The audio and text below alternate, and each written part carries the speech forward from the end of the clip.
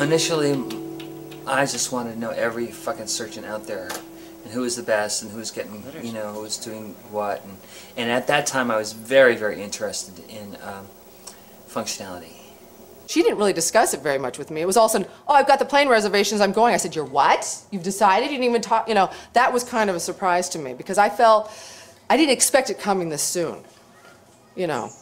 And I do have my questions about it. I guess my final decision that it was going to be Preacher was he had a sale. And he got me. You can get a woman with a sale. You can get her. It's so cheap. It's a cheap fucking trick, but it works, you know. And I looked and it said like $4,500. I'm going to Thailand, I think, next week. So this is my last night playing for about 6 weeks. Or I'll tell you though, if something goes down with the plane, you know, because you never know. If the plane gets a little funky, or the anesthetist is, you know, way too high to do his job.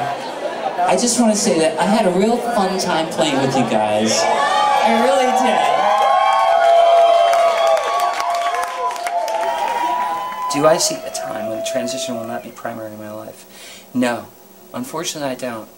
Because it's a condition that I have. It's a condition that exists. And even though I'm going to have a pussy, and even though I'm going to be more integrated into the whole feminine society, I'm still split. I'm still split. There's a guy part of me, you know.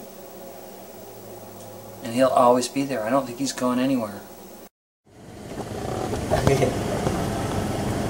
Oh, I met this really cute girl. On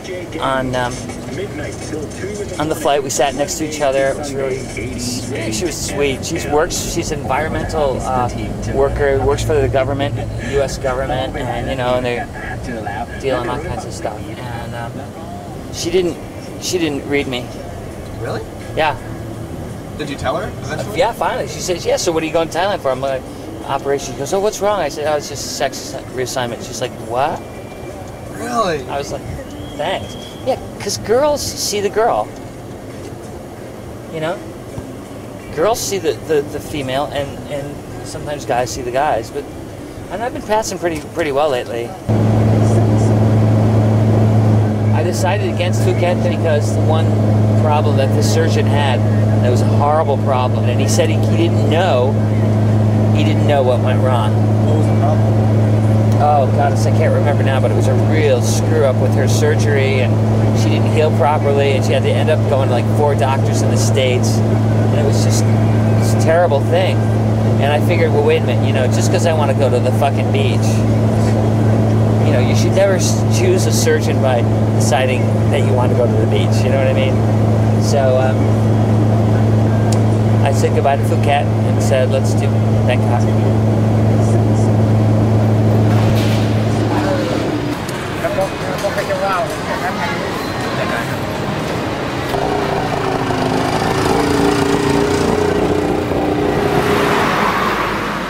What fucking technology when you think about it. What incredible technology. That I can have tits. And a pussy? It's fucking phenomenal. 30 years ago, you were out. No, not 30 years ago. No, 50 years ago. I ought to say 50 years ago. Forget it. Say your name, please. Okay. I'm signing my dick away. I'm not scared. I ain't scared, you know? It's like, I'm not gonna be scared. I said, I'm gonna go through this. I'm gonna be here, and I'm gonna just be so present during all of it and get all the experience of it, you know? Whatever that may be.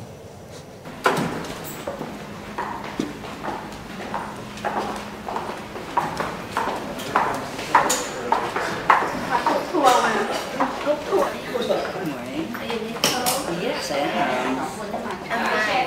Hi, how are you? Fine. I like your top, so pretty. Hi. What's your name? I'm Jennifer. Nicole, how are you? Hi. Where are you? Jennifer. What room? 524. Meeting any transgender people, it's like you're so isolated when you're transgender that you don't feel like you're part of the culture. And so when you meet someone who is just like you, all of a sudden you realize, oh, I have a community. So it's so fucking powerful just to meet them. And to see them happy, and to see them so full of life. I mean, come on. I had my SRS from preecha in May.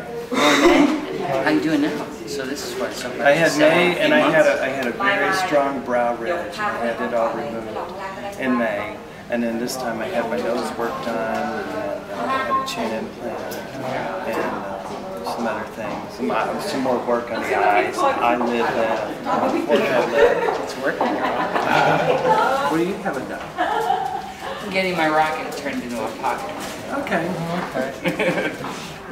Yeah. So tell me something uplifting, okay, please? Anything. Tell me anything uplifting. It's not going to really hurt as bad as what you probably think it will. Right. It's still very sore and you'll hurt a little bit, but first day on morphine and and it'll be okay. It's not that bad. I mean, I'm a hacker with everybody and the nurses. The nurses. They're such, I mean, these Thai women are so beautiful. They all got waistlines. Does that kill you or what? I mean, just once. Okay, let me hit that body just for a night, okay? They all got waist like this. And I'm not kidding. I'm not kidding. The care you will get at this hospital is like no other care you have. You ring that buzzer, man, you got like 3 of them right there. You know, they're like, Yeah, I just had a great feeling about this. You know, I was really torn. I didn't know what to do. I had like all these surgeries, and then all of a sudden, a girlfriend of mine called me, and she said, you know, I said, how was your thing? She said, it was great. She came in, I guess, I don't know, somewhere around last August, a couple of months ago, and I said, so you're gonna show me? And she's like, yeah. So we went down in the ladies' room, and she pulled up her skirt and pulled down her panties, and there it was. She had a beautiful, beautiful VJ, and I was like, oh man, my heart just pounded. Just pounded to have one. It feels like the same kind of. It feels like there's an erection there, but there isn't. It's Right. invisible. And it's weird because there's nothing there. It's weird. I mean, I was sitting on the bed, you know, and I was like, you know, with another person, and then all of a sudden all that started happening, and I'm like, it's almost like you feel like something would be in your pants, Yeah, but right. it's not. You're looking down and say, oh my God. You know, And you'll find yourself though for about, I think during the first 6 months, I think there was like 2 or 3 times I got up in the middle of the night and stood in front of the toilet, and I'm like, oh, I have to sit down. So you'll get a few of those. I know. I've been doing this since 1978. So up to now, our team perform more than 2,000 of SRS.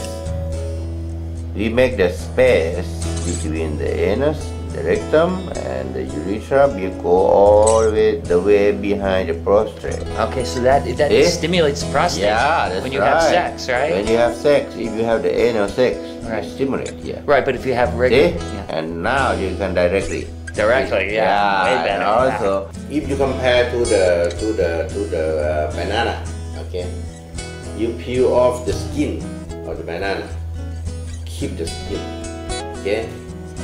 Then you cut the flesh of the banana, okay, cut it off. You use the skin, okay, to put it inside, you see. This is a penis. We use part of the grand penis, just cut, and then we split the nerve and the vessel. We lift it up, and then we cut the penis. See, the space try to collapse, see? Try to contract, but the skin also lining the space. So you use the dilator to keep the space open all the time. See? So it won't collapse, won't contract. You know? So the depth and the width gonna be adequate for the sexual function. Okay, so Thank you. So I will see you tomorrow. I see you tomorrow. Sure. Also,